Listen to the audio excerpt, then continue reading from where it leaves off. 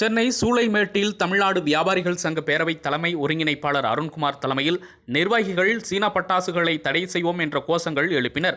அதன்பின் செய்தியாளர்களிடம் பேசிய அவர், தமிழக அரசு சென்ற ஆண்டு தீபாவளி பண்டிகையின் போது பட்டாசு வெடிப்பதற்கு நேரங்காலம் நிர்ணயம் செய்திருந்தது.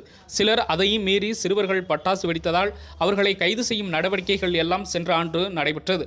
இந்த ஆண்டு பட்டாசு வெடிப்பதற்கு இருக்கும் தடையை நீக்க வேண்டும் என்று தமிழ்நாடு வியாபாரிகள் சங்க பேரவை தலைமை ஒருங்கிணைப்பாளர் அருண்குமார் தெரிவித்தார்.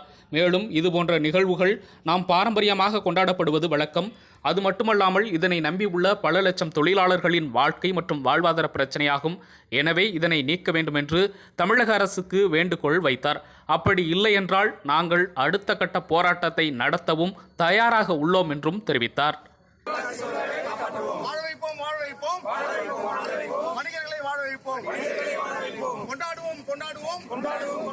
பண்டிகையை கொண்டாடுவோம், முறியடிப்போம், கார்ப்பரேட் சதியை முறியடிப்போம், வாழ வைப்போம், சிவகாசி தொழிலாளர்களை வாழ வைப்போம். வாழ்க வாழ்க, சுதேசி வணிகம் வாழ்க, வளர்க சுதேசி வணிகம் வளர்க.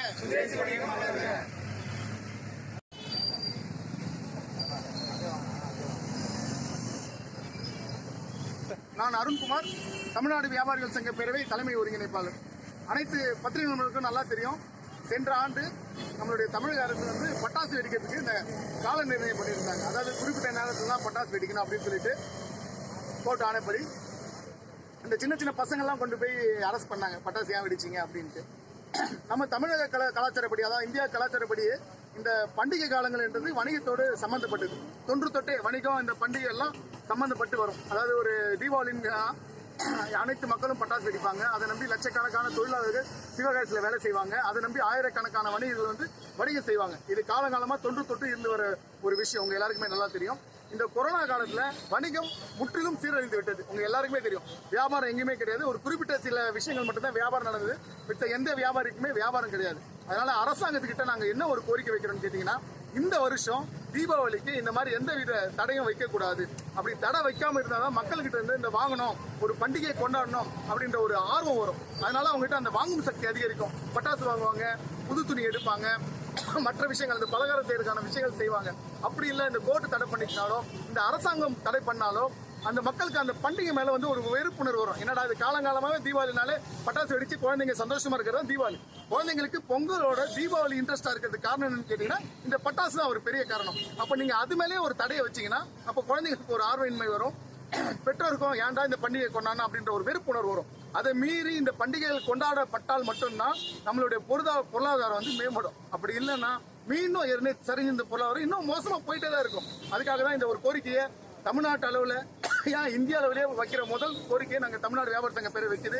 அப்படி இது இல்லாத பட்சத்தில் இந்த கோரிக்கையை அரசாங்கம் பரிசீலிக்க மறுத்தாலோ, மத்திய அரசாங்கமோ மாநில அரசாங்கமோ பரிசீலிக்க மறுத்தாலோ நாங்கள் அடுத்த கட்ட நடவடிக்கையில் இறங்கலாம்னு இருக்கோம். அப்படி இந்த கோரிக்கையை நாளைக்கு முதல்வர்கிட்ட நாங்கள் மனு அனுப்பலான்னு இருக்கோம். அதுக்கு முன்னாடி தொழிலாளர்கள் பட்டாசு தயார் பண்றாங்க. அதை நம்பி ஆயிரக்கணக்கான வணிகர்கள் இருக்காங்க.